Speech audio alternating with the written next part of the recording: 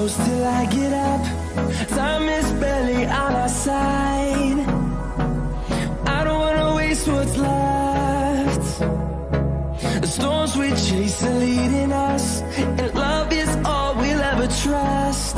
Yeah, no, I don't wanna waste what's left. And on we'll go,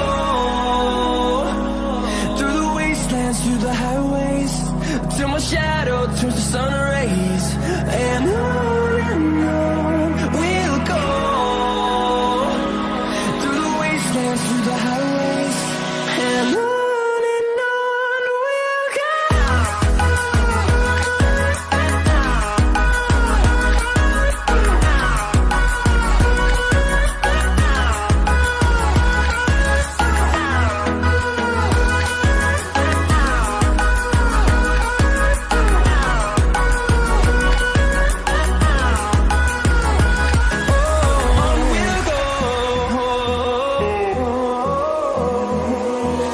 Finding life along the way, melodies we haven't played.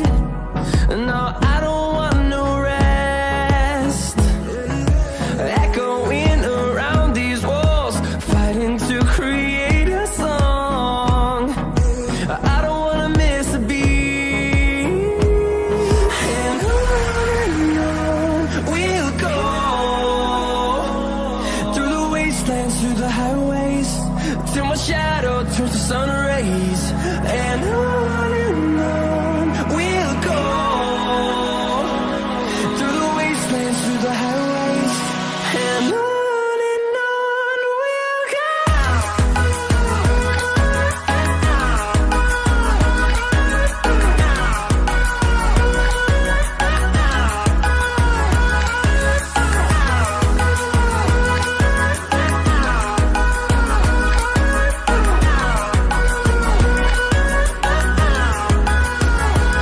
And we'll grow in number, fueled by them to see the horizon, turn us to thousands. E aí, pessoal, boa tarde. Sejam bem-vindos ao pré-evento, o Esquenta da Game Jam Plus Salvador. Hoje eu vou estar aqui com vocês para falar um pouco sobre narrativa. Então, o nome da minha palestra é Turbinando a Narrativa. A gente vai dar algumas dicas aí para quem vai participar do Game Jam, para quem nunca participou, para quem quer aprender um pouco mais sobre narrativa. Então, eu espero que vocês gostem, espero que eu possa ajudar de alguma forma vocês a melhorarem isso, suas narrativas e ideias para jogos. Então, bora começar? Vamos lá?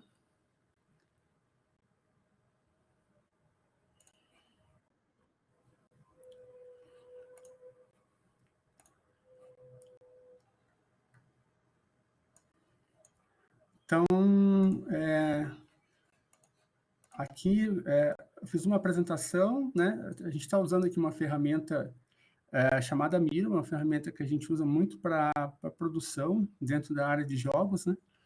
É uma ferramenta muito legal, eu recomendo muito, e geralmente eu uso ela para poder fazer as apresentações. Bom, falando um pouquinho sobre mim, eu sou a Melina Juraski, eu sou narrative designer na GameMind, que é uma startup de jogos educacionais. Eu sou narrative designer, metida producer, pseudo-programadora na Assembler Game Studio, que é o estúdio que eu tenho junto com a Ceci Honey, é um estúdio indie. Eu sou narradora profissional, escritora de RPG. Narradora profissional é aquelas pessoas que cobram para mestrar. Eu mestro RPG há mais de 20 anos, acho que é 21 anos. Eu trabalhei já durante uma época com gamificação e criação de jogos analógicos, né, para empresas, para treinamento empresarial. Então, a empresa queria aplicar algum tipo de treinamento, para facilitar isso, a gente criava algum jogo para esse treinamento ser um pouco mais interessante. Eu também sou roteirista de quadrinhos alternativos, né, que é um nome chique para fanzine. Então, durante um bom tempo, eu fiz roteiros para quadrinho no estilo mangá. Nós vendíamos nessas feiras, eventos, né? Eu sou organizadora também na Woman Game Jam, né? E aqui na sede de Salvador, da Game Jam Plus, né? Além disso, eu sou geógrafa e publicitária, né? Aqui, as empresas, né? As que eu mencionei, a Game Mind, logo da Sun Black e da Woman Game Jam. Então, um pouquinho mais sobre mim, né? Eu sou do Paraná, eu sou de Ponta Grossa, eu moro em São Paulo, eu moro aqui desde 27 de dezembro do ano passado, não pude conhecer muito ainda da cidade, estou morrendo de saudade das minhas cachorrinhas que estão lá no Paraná, essa aqui é a Ive e essa aqui é a Lobinha. Esse é meu mascote, o Bafominho, ele está aqui atrás de mim, não dá para ver ele no momento, mas ele está atrás de mim aqui. O que a gente vai fazer hoje? A gente vai basicamente, né, um pouco da estrutura aqui, um pouco sobre minha pessoa, que eu já falei, né, como que eu me tornei roteirista de jogos, as ferramentas. Uma dúvida que é muito comum aqui no Brasil, o que é a diferença entre narrative designer e roteirista? Se existe diferença, qual é? Né? E daí, o que é mais importante, que é o motivo de eu estar aqui hoje, que é como que a gente vai incrementar narrativas nos nossos jogos, né? Principalmente para Game Jam Plus, que vai começar essa semana que vem. Então, assim, já começou, na verdade, já está tendo esquenta, então já é um começo, né? Então, um pouquinho também, alguns jogos que a gente criou no Sun Black Game Studio. Esses jogos podem ser encontrados no itch.io, tá? Então, aqui a gente tem mais ou menos uns 6... Tem mais alguns jogos que não estão aqui, mas aqui são alguns deles, né? O primeiro jogo que eu fiz junto com a Ceci Honey é o Way to Find. Esse jogo aqui foi feito na Woman Game Jam do ano passado. Esse aqui é o Wake Up, é um jogo que a gente fez com uma Game Jam portuguesa e foi bem engraçado porque esse jogo era para ser uma outra coisa, eu tinha uma outra equipe, mas aí o programador deu um pé, sumiu. Aí a Cicihane entrou para me ajudar e a gente fez esse jogo em RPG Maker. É o único jogo que a gente tem em RPG Maker. Esse aqui é o Mina Miner, que é um jogo que foi feito no Unity, é o único jogo que a gente também tem em Unity. Foi feito na Game Jam das Minas, a gente pegou uma equipe muito legal, né? Esse jogo não é um jogo do estúdio nosso, mas é um jogo que a gente participou. E foi uma experiência bem interessante, da Game Jam das Minas de Recife, que a gente criou esse jogo. Aqui é o Bafominho Adventures, foi um jogo que eu fiz esse ano, com o meu mascote. Foi meio assim, ele foi feito no final da Woman Game Jam, estava tendo a apresentação dos jogos, enquanto estava tendo a apresentação dos jogos, eu fui e fiz esse jogo. Então, é um negócio assim, eu precisava fazer um jogo, aí eu pensei, não, eu vou fazer um jogo do jeito que der. Eu olhei para o lado, eu vi o Bafominho e falei, é ele mesmo. Essa aqui é a capinha do Clara's Journey, que é um jogo que a gente fez na VC Game Jam. É um jogo que ele é baseado num conto que eu ia escrever, eu juntei com mais alguns elementos, uns elementos de fantasia, e saiu esse jogo. Ele é muito lindo, eu recomendo que vocês joguem. É uma pegada meio infantil, meio lúdica, é uma coisa que se passa assim nos anos 90, é uma história muito bonita. Esse aqui é um dos carros-chefe nosso, né, junto com o Way to Find, esse é o Duas Vidas. É um jogo assim que ele é uma visual novel. A maioria dos nossos jogos são visual novel, né? Para quem não sabe, visual novel é um tipo de jogo no qual vai transcorrendo uma espécie de história e você vai tomando decisões. Conforme a decisão, essa história se encaminha para um final diferente. Então, ao mesmo tempo, é um jogo, mas é como se você estivesse lendo um livro, só que você pudesse ter vários finais, entendeu? Então, para quem não conhece, é mais ou menos isso, assim. É muito mais comum no Japão e na Europa, mas hoje em dia, agora no Brasil, também tem bastante gente fazendo visual novel. Mas, retornando, né? Esse aqui é o Duas Vidas. É um jogo que a gente fez para uma Game Jam que tratava de racismo. A gente estava trabalhando nessas temáticas, só que ele não é um jogo assim, como que eu posso dizer, comum. Ele se passa meio que num futuro próximo, tal. Enfim, ele tem uns elementos assim bem interessantes de ficção, misturado com um pouco da realidade que a gente vive, né? A gente, por exemplo, tá passando por um período assim de repressão a certas coisas, a cultura afro, religiões afro-brasileiras, né? Tem acontecido várias coisas assim, e esse tipo de coisa é abordado nesse jogo. Este aqui é um jogo que a gente fez para a Global Game Jam do ano passado, é o My True Self. Ele é um pouquinho autobiográfico, porque, bom, eu sou uma mulher trans, a gente tinha, na nossa equipe tinha mais pessoas trans, né? E esse jogo ele trata justamente sobre isso, assim, são a saga de duas pessoas trans que estão buscando encontrar um nome para si, mas esse nome, o nome é só uma metáfora para o verdadeiro motivo do jogo, que é encontrar a si próprio, descobrir a si próprio. E esse jogo ainda está para ser terminado, né? Alguns jogos a gente não consegue terminar de momento, porque Game Jam é bem curta, então às vezes a gente precisa colocar o jogo no ar, então algumas coisas a gente fica para vai terminando. O Duas Vidas ele está completo, Clara Journey está completo. O que falta terminar aqui é só o Mind Yourself, e esse aqui que é o meu queridinho You Can Friends, que esse é um jogo que eu fiz sozinha, para Gamerella. Ele tá mais ou menos na metade ali ainda.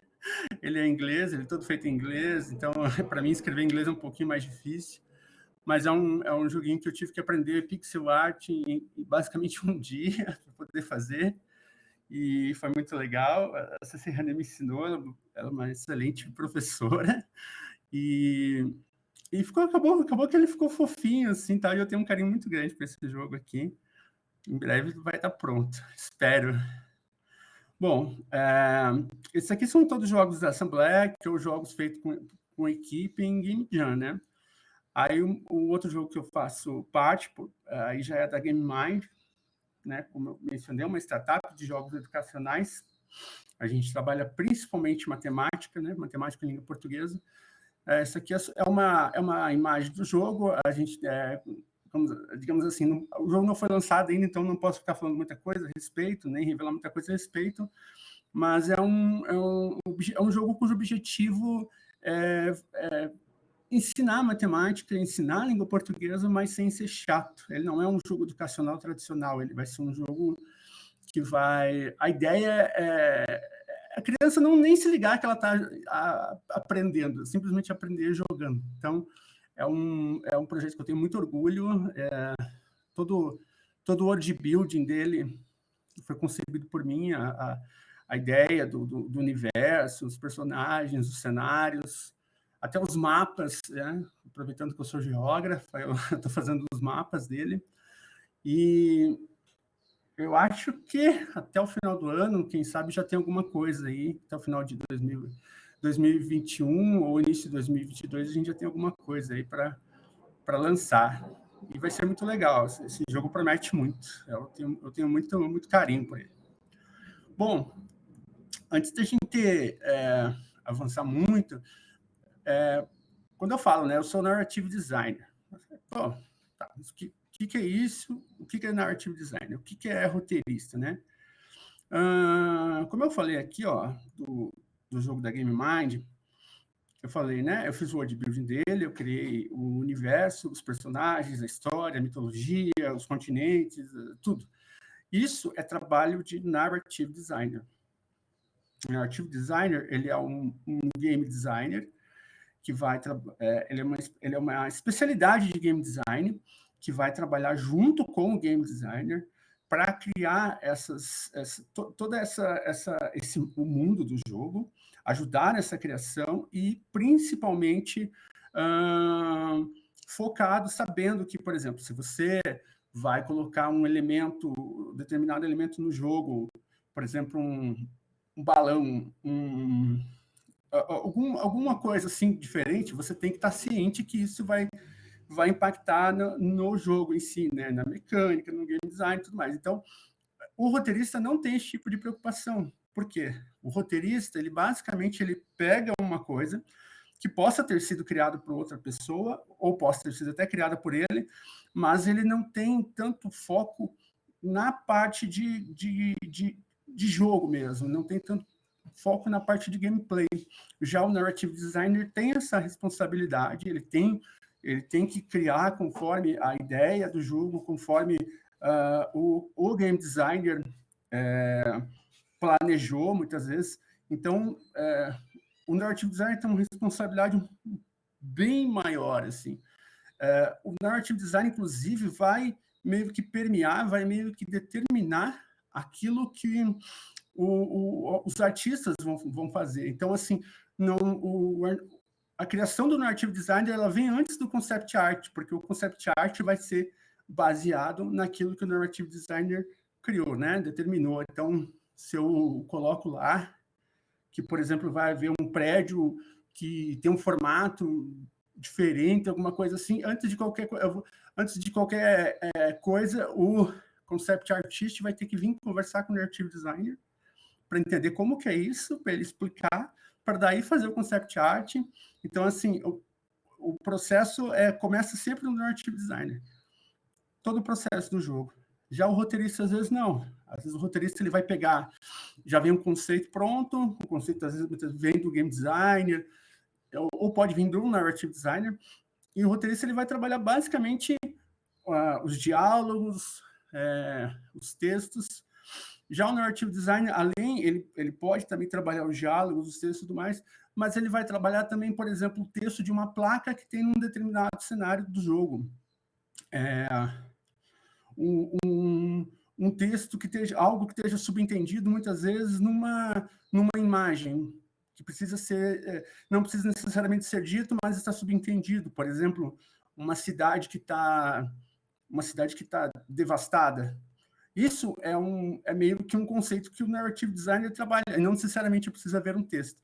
Então, não sei se ficou claro, mas é mais ou menos isso. É uma especialidade do game designer, né? Antes da gente entrar um pouco mais, então, vamos falar um pouquinho o que é uma estrutura de uma narrativa, né? Porque a gente fala turbinando narrativa, mas o que é uma narrativa?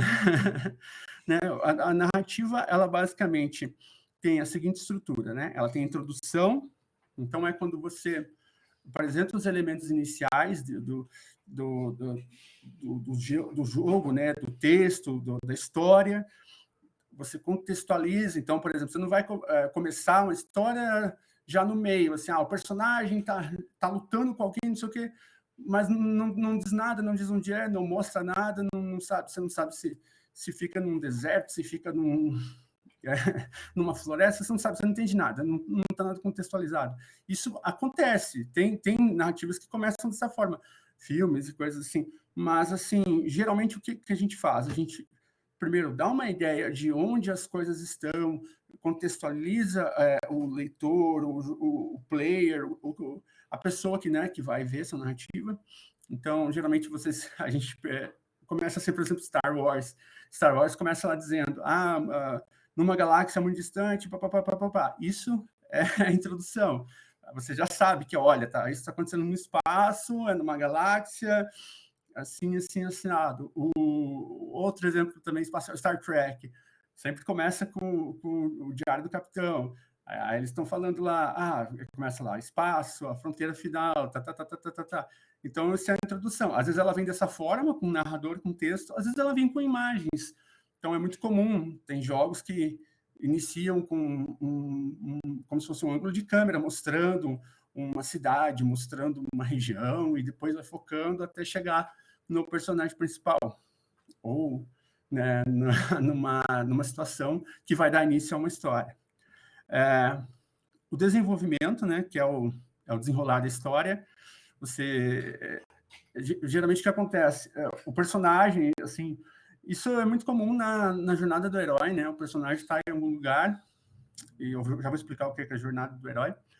O personagem está em algum lugar, aí ele vai sair uma jornada, vai resolver alguma coisa, acontece alguma situação, tira ele da zona de conforto, aí ele vai ter que buscar a solução, e para isso ele vai precisar crescer como pessoa, e enfim, isso é o desenvolvimento da história. Então, vamos pegar de novo Star Wars, uma vez, é uma coisa que eu gosto, então vamos pegar Star Wars. lá o Luke, ele vai passar por toda uma jornada até ele chegar, né, no clímax, que é quando ele encontra o Darth Vader, né? Então, assim, ele precisa aprender, ele vai lá para Dagobah, ele fica lá tomando porrada do mestre Yoda, enfim. Tudo isso é o desenvolvimento. Então, o personagem ele vai passar por esse desenvolvimento todo antes de qualquer coisa. Porque senão, imagina se você não tem a história sem desenvolvimento, ela fica perdida. O desenvolvimento, a maior parte da história é justamente o desenvolvimento. Para que possa ver o clímax, né? Que é o momento em que acontece, enfim, que é basicamente quase que o fim da história. Aquele momento é a batalha final, digamos assim, é o momento em que o personagem ou os personagens vão passar por uma aprovação, vão ter que fazer alguma coisa que eles aguardaram todo o desenvolvimento, toda a história, todo o resto da história para chegar nesse momento. Então, esse é o clímax, né? E após isso, né, tipo, beleza, o Luke descobriu que o Darth Vader, o pai dele, derrotou ele, aí veio o desfecho, né? Que é o fim da narrativa. O que vem depois, é o final. Então, quando a gente pega um exemplo do jogo de luta lá, você vai, joga, você pega o personagem, enfrenta lá todos os outros personagens, chega no boss. Aí você derrota o boss, é o clímax, e daí vem o desfecho. Então, a gente pode pegar essa estrutura de narrativa e aplicar em quase qualquer jogo. Até um jogo de futebol, por exemplo. Você joga o campeonato, daí tem a final, aí no final tem lá os caras lá, os caras segurando o troféu e tal. É o desfecho. Então, isso serve tanto para livro, para filme, para qualquer coisa. Serve, inclusive, para jogo. Essa estrutura de narrativa, ela é fácil de identificar em qualquer lugar. Bom, voltando um pouquinho aqui, né? Vou falar um pouquinho, eu citei, né? A gente tem várias estruturas narrativas. A mais famosa é a jornada do herói, que é a mais clássica, a mais batida, e você consegue ver ela em vários e vários momentos até da história, da mitologia, né?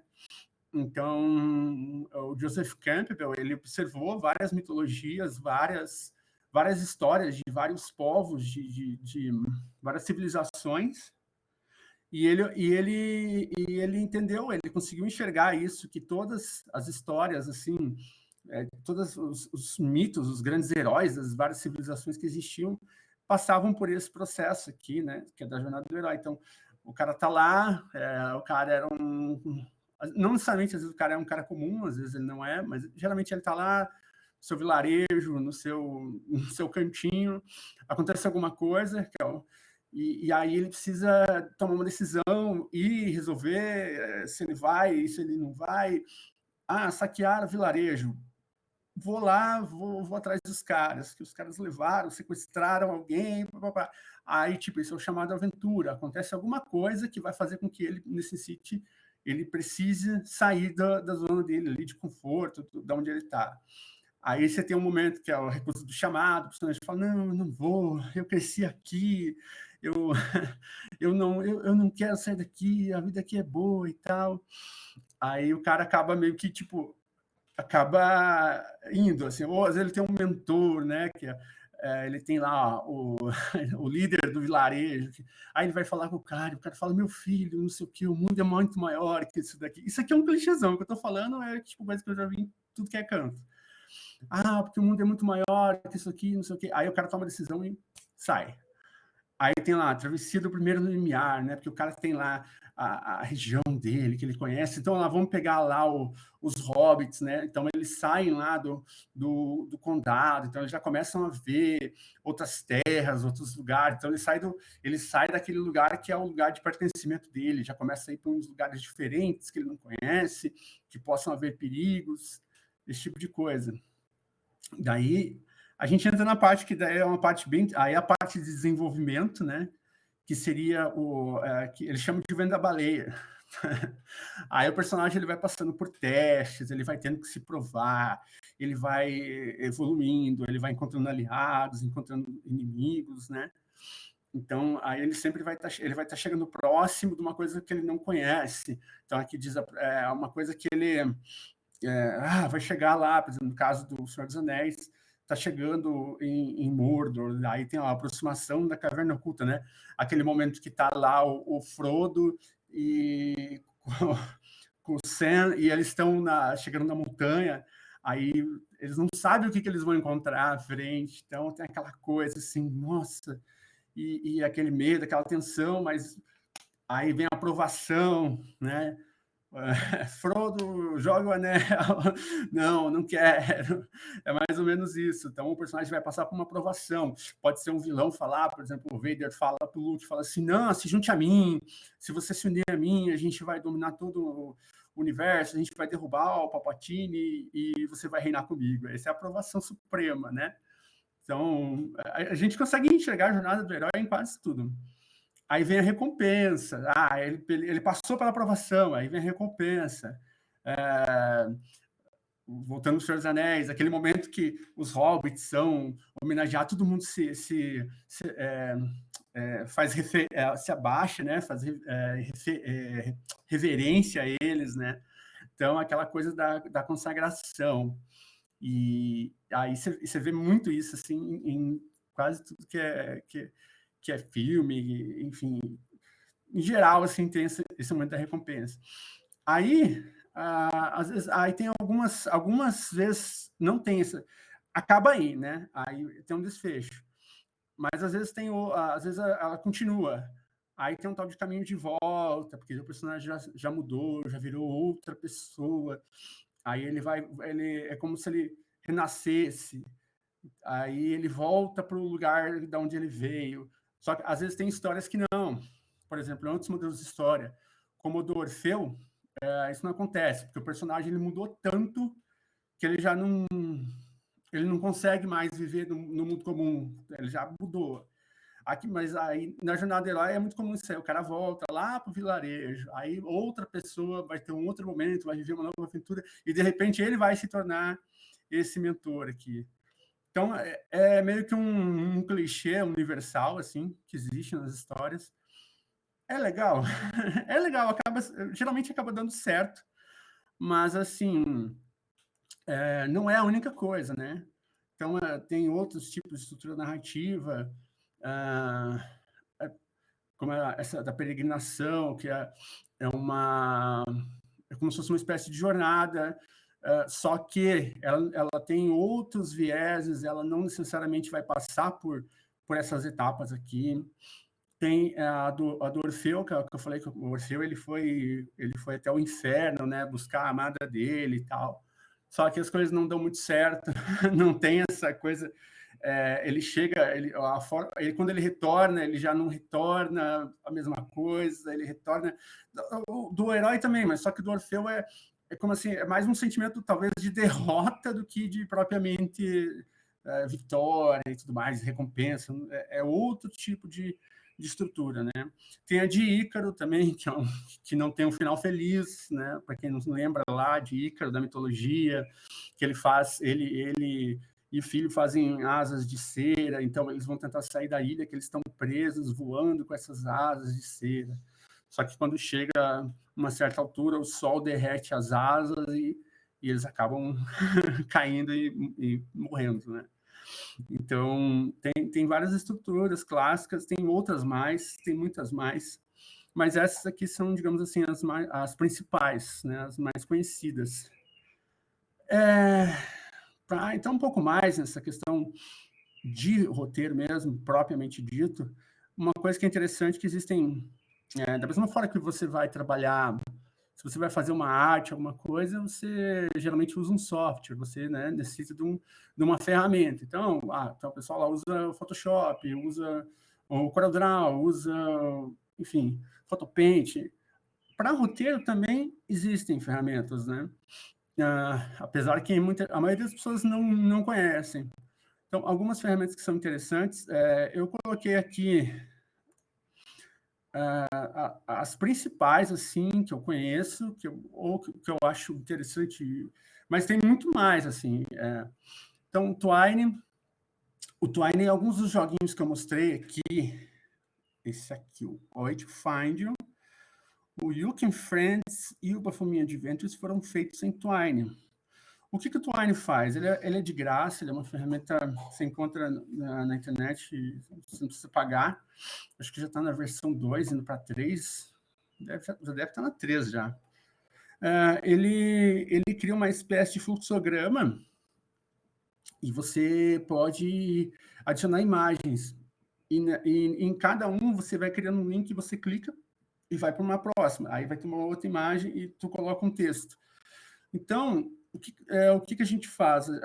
Você pode usar ele para trabalhar a narrativa do jogo, só para você, uma coisa ali, para me organizar meus textos, como é que eu vou fazer, onde que vai entrar esse diálogo, qual personagem que vai falar aqui, esse tipo de coisa. Ele é bem facinho de fazer esse tipo de coisa. Porém, dá para você fazer um jogo nele mesmo, porque ele cria uma espécie de arquivo HTML, um jogo, ele cria como se fosse um joguinho para você jogar no browser, no navegador. Então, o que a gente faz? A gente faz visual novel nele. Eu uso o Twine 1, né?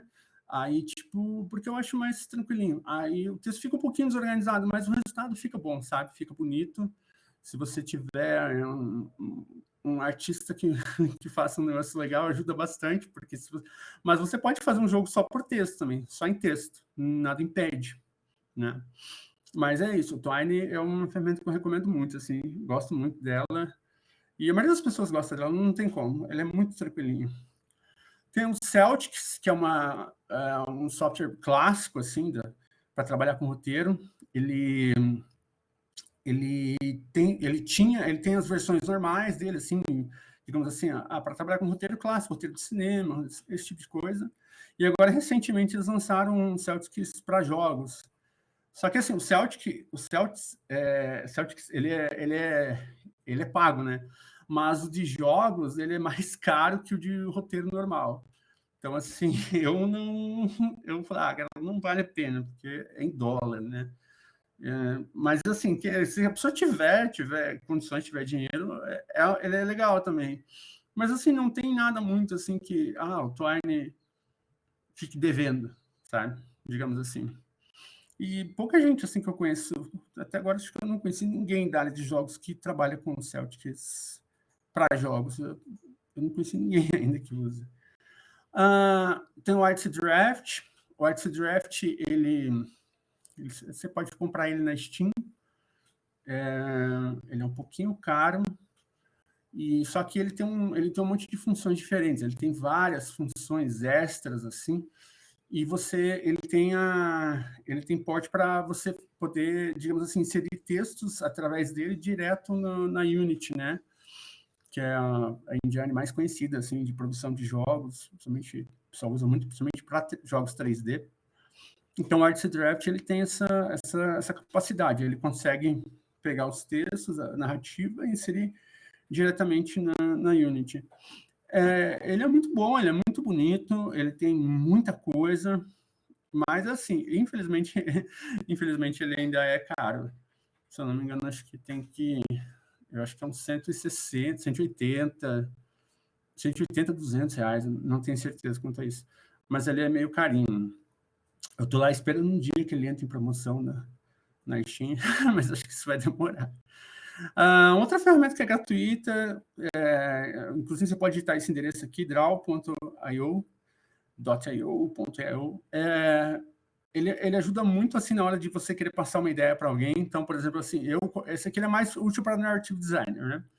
Por exemplo, esses dias eu utilizei ele com um artista lá do meu time lá, que ele precisava desenhar um prédio lá que eu tinha criado, e esse prédio tinha um formato bem diferente, é uma coisa, assim, bem diferente. Aí eu precisava que ele entendesse como era. Aí que eu fiz, eu não sei desenhar, eu não desenho, mas aí eu fui lá no draw.io e fiz mais ou menos ele tem várias ferramentas muito úteis, então você consegue transmitir as ideias muito facilmente usando as ferramentas dele. Você quer desenhar, mas não sabe, mas aí tu vai no Draw.io, tu consegue encontrar formas e tudo mais para formas geométricas, ferramentas que você consegue, pelo menos, não vai ficar um desenho bonito, mas você consegue passar a sua ideia para o artista. Então, eu super recomendo, adoro ele. Sempre que eu posso, eu quero... Eu até invento coisas só para poder dar uma desenhada lá, ele é muito bom. E, claro, né, o bom e velho Google Docs, assim, porque, como eu disse, alguns softwares, assim, tem, por exemplo, o Twine tem algumas coisas, tem um plugin também, você pode fazer plugin do Twine para você jogar no Unity, tem todas essas coisas, você encontra, assim, é só pesquisar que encontra várias coisas, mas, no geral, o que todo mundo usa, né? Google Docs. Então, para facilitar, muitas vezes, para a equipe, a gente acaba utilizando o Google Docs. Porque, querendo ou não, ele deixa as coisas organizadinhas, ele dá um como eu posso dizer, ele dá uma acessibilidade muito boa para todo mundo, você só vai lá, coloca, né, compartilhamento, então, no geral, a maioria das pessoas, das empresas, eu acredito que usa. Eu conversei com outros roteiristas, narrative designers, a maioria disse para mim que nem usa Celtics, Game, nada disso, usa Google Docs muitas vezes. Dependendo da empresa, dependendo do jogo, muitas vezes também o roteirista vai precisar saber um pouquinho de Unity, um pouquinho de Unreal e vai ter que inserir direto lá. Tem gente que pede, assim, já vi empresa que pede para o roteirista saber um pouquinho, para ele poder inserir direto, né? Mas vai variar muito, né, de projeto para projeto. Bom, continuando aqui. Não, aquilo ali é o final. Como eu mencionei, né, a gente tem essas ferramentas, as ferramentas geralmente elas vão gerar documentos. Então, assim, alguns documentos importantes, né, eu sempre ponho esse meme aqui, eu adoro essa... Faça a documentação para não ser a vergonha da profissão. Por quê? Porque, cara, tipo, se você for fazer, você vai trabalhar com um roteiro, você precisa ter tudo muito certinho. Um errinho, alguma coisa que ficar em dubiedade, pode gerar problemas. Esses tempos atrás aconteceu, inclusive, esse desenho que eu fiz para esse artista, eu tive que fazer isso, tudo mais, por quê? Porque eu não tinha deixado muito claro, eu tinha usado um termo, e eu não tinha deixado muito claro qual era a forma desse prédio, que eu tive que fazer o desenho para ele. E isso acabou que, na documentação, ficou um pouco vago. Então, a gente tem que tomar muito cuidado com esse tipo de coisa. Porque se você passar para o programador uma coisa e não era aquilo que o programador tinha que fazer, imagina o programador ter que refazer tudo. Imagina você numa Game Jam com um prazo apertando o teu pescoço, aí tu coloca lá um personagem que não tem nada a ver com o que você queria, o cara entende totalmente errado. Então isso pode acontecer, isso não é legal de acontecer. Então, para evitar que isso aconteça, a gente sempre procura fazer uma documentação certinha, deixar tudo claro, sempre ser bastante objetivo, mas bastante claro, porque o programador não pode perder tempo, o artista não pode perder tempo, aliás, ninguém pode perder tempo, né? Uma Game Jam, geralmente 48 horas, às vezes 72, mas é essencial que se entregue o jogo ao final. Então, assim, procurar ser bastante claro.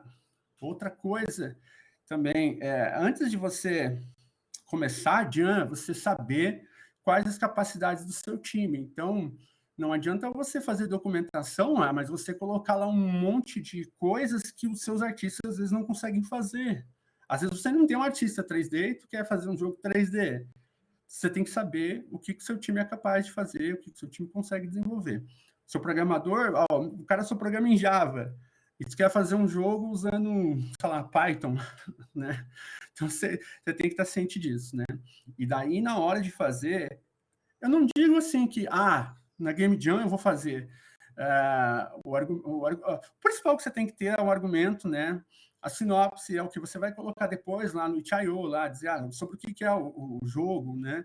Na hora de você divulgar. Então, a sinopse ela é importante, o argumento é importante dependendo do jogo. Se for um jogo baseado em mecânica, você não precisa fazer um argumento muito grande, né? Porque é baseado em mecânica, então não tem diálogos, dezenas de diálogos, ou coisa assim que o vale. Então, não há tanta necessidade. A escaleta é um documento que geralmente é uma espécie de tabela, né? Ela vem depois do roteiro, né? Tá? Já vou chegar. O roteiro está aqui, ó, entre o argumento e a escaleta. Ela é uma espécie de tabela. Ela é uma coisa legal de se fazer, porque você separa por cena. Então, assim, a história está ocorrendo num cômodo de uma casa, numa cozinha. Aquilo é uma cena, então vai ter que ter um fundo diferente, vai ter personagens diferentes, então o artista vai saber, vou ter que desenhar uma cozinha. Aí vai sair da cozinha, vai para a garagem da casa, vai trocar de cena, correto? Porque você está na cozinha é uma cena, na garagem da casa é outra cena.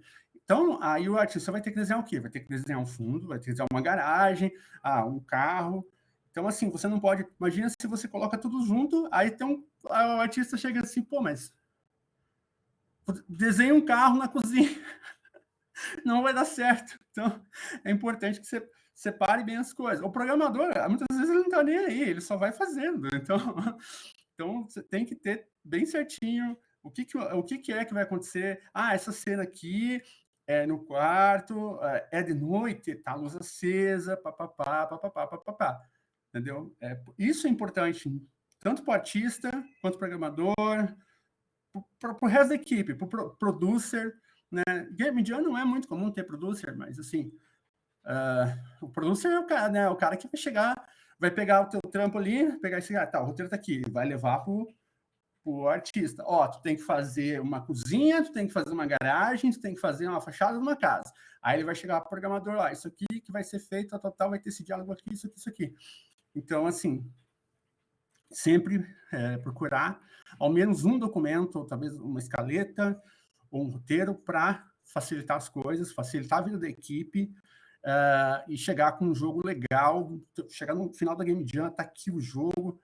Claro, sempre vai haver coisas que vão ficar para melhorar depois, como eu mostrei no início aqui da palestra, vários jogos a gente está terminando, porque a correria de Game Jam, e geralmente eu, pelo menos a Cecília, né, a Cicihane, a gente está sempre na organização, então a gente está fazendo o jogo, ainda está na organização, às vezes não dá tempo de terminar, mas vocês que vão estar na Game Jam Plus, vocês não vão estar na organização, então a desculpa não tem, tá? Aqui um exemplo de roteiro, né? Esses dias eu dei uma palestra para um pessoal de cinema e roteiro. Esse é um projeto lá de roteiro da Universidade de Goiás e eles achavam assim que o roteiro de jogo era uma coisa muito absurda, assim. Mas não é, né? Esse aqui é um do Last of Us, acho que do 2. Eu catei na internet, nunca mais achei o link de volta. E basicamente ele tem uma estrutura, a mesma estrutura de qualquer roteiro que vocês procurarem na internet. Esse aqui tá bastante simples, não tem muita coisa assim que você não vai encontrar em outras coisas, em outros roteiros de outras mídias. O que você tem de diferente é que você tem a descrição da gameplay, que é o que o personagem está fazendo, detalhes que não são falas, não são diálogos, né? Então, você tem lá, por exemplo, aqui, como é que ele funciona, né? Int significa que é num local fechado, interno. Quando for num local externo, vai estar EXT, externo. Aqui é guest room, a sala de visitas. Qual a hora do dia? Qual o momento do dia? De noite. Aí tem a descrição. Sarah stands in the doorway to the guest room. Aí está falando o que o personagem está fazendo. Como que é o lugar, como que é a sala, tal. Aí entra um diálogo. No momento que o Joel entra, daí ela fala, there you are. Aí tem a descrição de quem está falando, é a Sarah. O que ela falou? There you are. Aí o Joel, ele vira o rosto, ele vira para olhar, né, a Sarah, né? Spins to face Sarah. Então, essa aqui é outra descrição de ação. Então, o roteiro basicamente tem isso. Você tem aonde que acontece, se é no ambiente interno, externo, qual o local, é uma sala de visita, guest room, qual o período do dia, as ações que estão ocorrendo, quem está fazendo ação, os diálogos, e é isso. Basicamente isso. Aí, no caso dos jogos, a gente tem aqui a parte de gameplay, né? Que é uma coisa que não tem, só tem jogos mesmo. E de resto, ele basicamente é a mesma coisa que um documento normal de roteiro. Aí eu trouxe aqui, só para o pessoal conhecer, que, dependendo do tipo de jogo que você vai fazer, do tipo de... o tipo de jogo que você está trabalhando, você precisa, às vezes, ter algum outro tipo de documento. Então, esse aqui é o Quest Design Canvas. Isso aqui foi desenvolvido por um estudante da Federal do Rio Grande do Norte, orientando um dos meus chefes lá da GameMind. Ele fez uma espécie de Canvas, não sei, quem já conhece Canvas, é aquela ferramenta para prototipagem de negócios. Ele tem lá, mais ou menos, qual que é a ideia da empresa, para quem você vai vender, como você vai vender, tal. Ele é muito famoso, todo mundo que já teve algum tipo de orientação do Sebrae, alguma coisa assim, conhece. Assim. Você vai participar de evento de startup, hackathon, essas coisas, o pessoal volta e meia aparece com um Canvas. Aí, o que é isso aqui? Isso aqui é um Canvas, só que para criação de quests. Então, ele serve para jogos em geral, assim, serve para RPG de mesa, ele serve para várias coisas. No caso, lá na GameMind, a gente utiliza ele. Na verdade, já não é mais ele, a gente já modificou, é um outro Canvas. Tá? Esse aqui vocês encontram, se vocês procurar, tem um artigo na SB Games, que ele foi publicado. Se vocês digitar lá Quest Design Canvas na internet, vocês encontram ele. Aí tem um artigo inteirinho explicando passo a passo o que é o que aqui. E ele é muito bom. Eu de início, assim, eu tive um pouco de receio de utilizar, porque eu tinha achado meio confuso, mas depois eu fui me acostumando e eu vi que é uma ferramenta ótima, assim.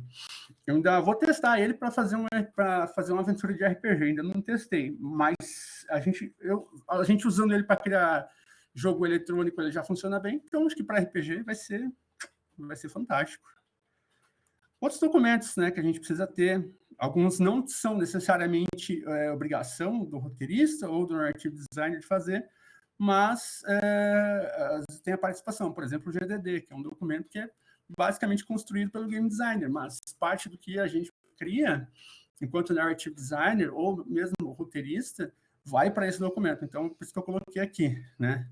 Aqui eu coloquei GDD, mas seria EGDD, que é, por exemplo, lá na GameMind, como a gente trabalha com jogos educacionais, a gente tem um EGDD. Tá? Eu coloquei Duque no final, não sei porquê. Aí tem as escaletas que eu mencionei. Dependendo do universo, do que você está fazendo, você tem que ter um bestiário. Né? O que é um bestiário? O bestiário é basicamente uma agenda Pokémon. O bestiário você vai ter lá listado, né? É o que dos monstros do teu mundo. Então, tu vai listar os monstros, as criaturas que existem. Isso é muito legal de fazer. A gente está fazendo num dos jogos que a gente está trabalhando. E é uma coisa legal, é um tipo de uma coisa a mais que pode ajudar também, principalmente os artistas, né? Você vai ajudar a descrevendo como que é cada animal, cada criatura. Porque se você só soltar lá, tem um bicho assim assado, pô, fica muito perdido, assim, não fica muito claro, e às vezes acaba que o artista vai lá e acaba fazendo, mas não sai do jeito que você quer. Então, por isso que é importante, muitas vezes, fazer um documento desse, né, se for necessário. O documento de desenvolvimento, isso é parte da equipe toda que produz, na verdade. É você pegar e desde o início do projeto e colocando todas as fases, como é que está sendo desenvolvido e tal. É legal, é importante para manter uma orientação, porque às vezes tu trabalhou um jogo, tu vai trabalhar um próximo, e putz, mas como é que a gente faz tal coisa? Puxa, o documento de desenvolvimento, a gente faz assim, né? No caso, uma coisa que também é função bastante puxado para narrative designer, muitas vezes você tem que fazer um atlas, você não sabe, às vezes você pode ter um universo tão grande que você precisa fazer um atlas, né, você tem que, se você tem lá vários reinos, vamos pegar um fantasia medieval, você tem vários reinos diferentes e tal, pô, como é que o jogador vai enxergar que o reino vizinho de tal reino, se não tem um mapa, se não tem uma referência, fala assim, tal país, tal reino é desértico, tal, o deserto se estende até tal reino, mas daí você fica naquela, o cara vai, mas como enxergar isso, né? Todo mundo conhece mais ou menos os mapas clássicos do game, aqueles mapas do Game of Thrones, todo mundo conhece os mapas do Senhor dos Anéis. Por quê? Porque eles são importantes para determinar quais são aonde que começa, onde que termina tal reino, onde que tal região. Aí eles fazem com que, digamos assim, facilite a imersão do jogador, do leitor na história, na narrativa. Quando você consegue enxergar, tá ali, fala assim, pô, o Brasil e a Argentina têm rivalidade, mas onde é que está o Brasil, onde é que está a Argentina? A Argentina está aqui, está do lado. Tá, legal. Eu falei, mas a Argentina não tem rivalidade.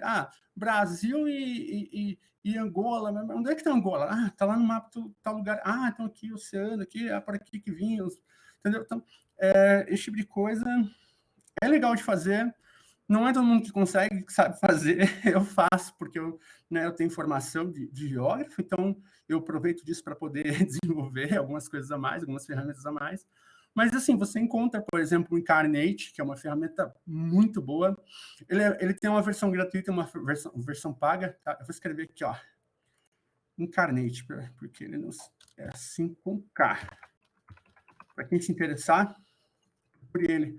Dá para você criar mapas, dá para você criar cenários para aventura de RPG, tudo. Eu faço o meu Atlas, os mapas que vão fazer parte do Atlas, né? Porque o Atlas, ele é o quê? Eles são mapas mais informações. Então, quando você vê lá na Wikipédia, você tem um mapa lá, você digita lá, sei lá, Bélgica, aí você vai ver o mapa da Bélgica e vai ter economia, geografia, Então, essa junção de mapa mais informações é o que a gente chama de Atlas.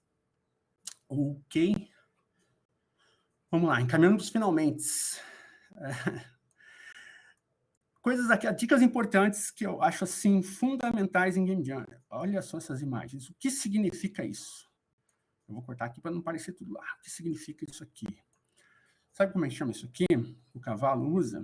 Chama-se um tolho. Para que ele serve? Ele serve para que o animal só olhe para frente, não se distraia e siga em frente. Eu acho uma judiação isso, sabe? Eu acho uma judiação com animais isso, mas enfim, isso existe, querendo eu ou não. O que acontece? O animal não vai, se passar um cachorro correndo do lado, ele não vai ver, não vai se importar, se passar algo, ele não vai se importar. Ele vai ficar só vendo sempre uma única coisa, ele vai ter sempre só a visão da frente. O que acontece? Fazendo uma comparação, tem muitas pessoas que parecem que usam antolhos. E se você quer criar uma narrativa legal, uma narrativa interessante, você não pode usar um antolho. Mas como assim? O que você está falando? Eu estou falando de querer criar sempre o mesmo tipo de história, de ler só o mesmo tipo de história, de jogar só o mesmo tipo de jogo, com a mesma estrutura, sempre.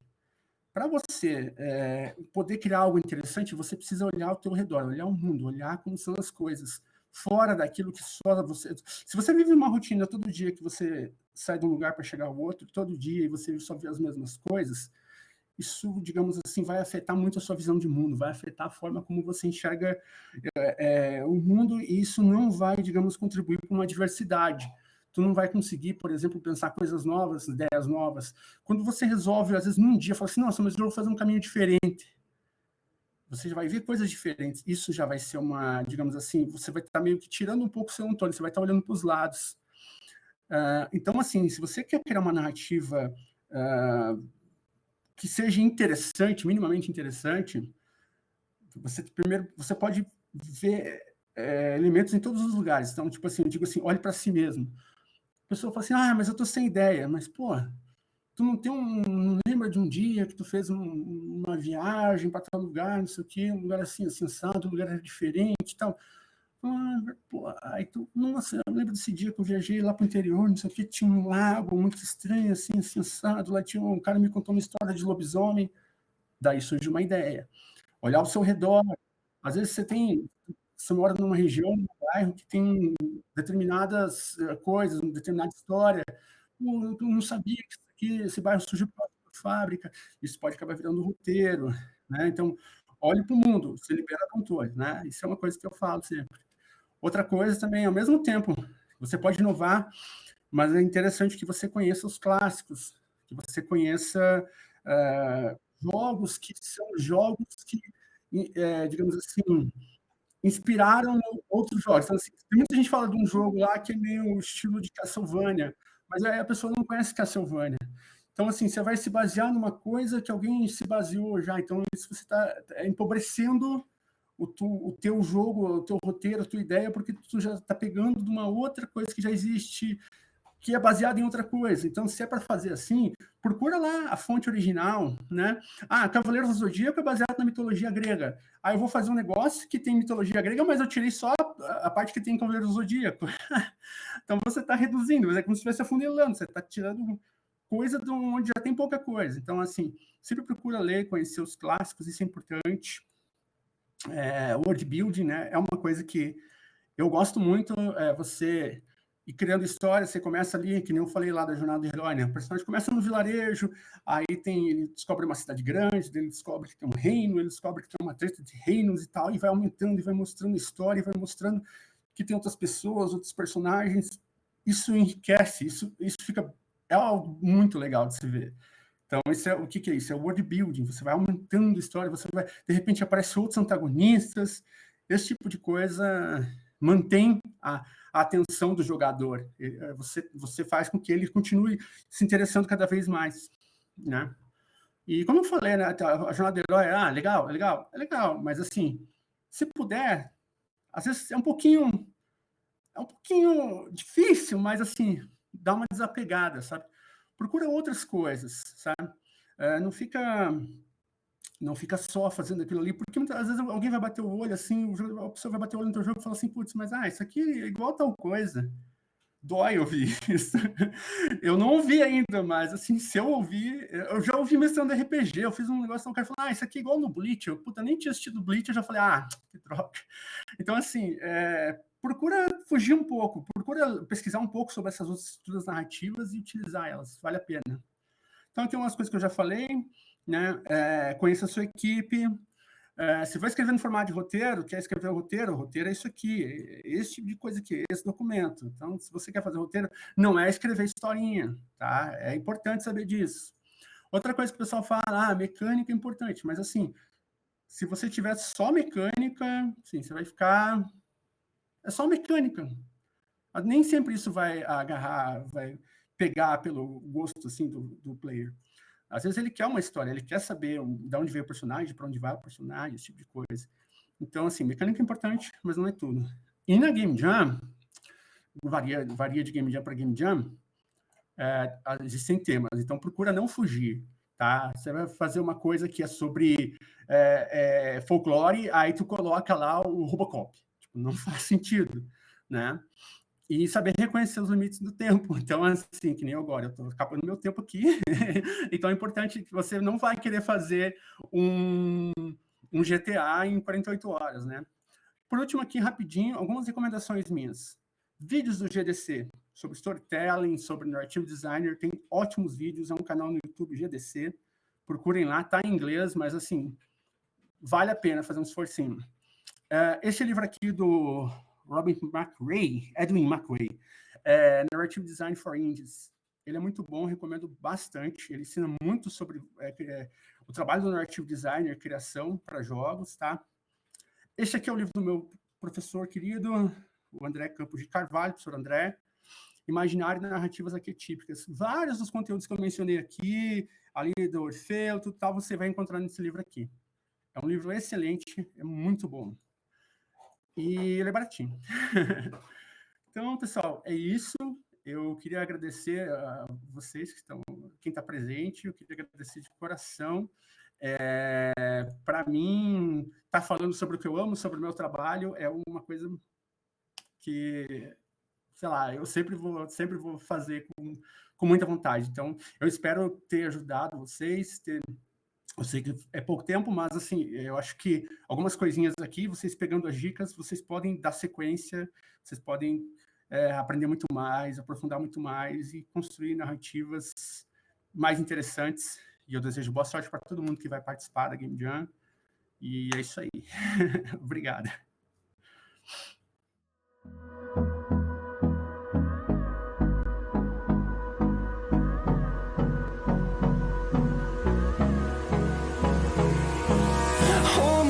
Till I get up, time is barely on our side. I don't wanna waste what's left. The storms we chase are leading us, and love is all we'll ever trust. Yeah, no, I don't wanna waste what's left. And on we'll go,